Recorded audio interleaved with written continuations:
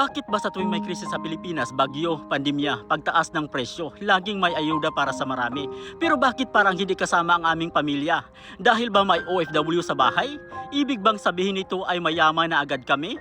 Alam ba nila na hindi lahat ng OFW ay malaki ang sahod, lalo na dito sa Middle East? Alam ba nila na marami sa amin ay sapat lang ang kinikita, minsan kulang pa, para maitaguyod ang pangaraw-araw na pangangailangan? Kung kami ang inaasahan ng aming pamilya, sino naman ang sasalo sa kanila kapag kami ay kapos din? Bakit kapag OFW, automatic na tinatanggal ang karapatan ng aming pamilya sa ayuda? Hindi ba't kami rin ay bahagi ng mamamayang Pilipino?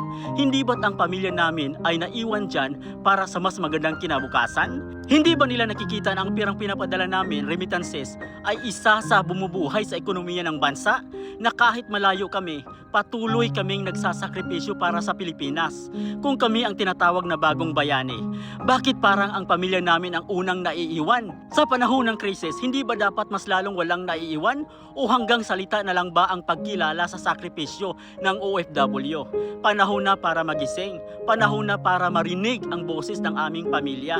Dahil ang totoo, hindi kami mayaman, kami ay nagsasakripisyo lamang. I-share mo to kung OFW ka.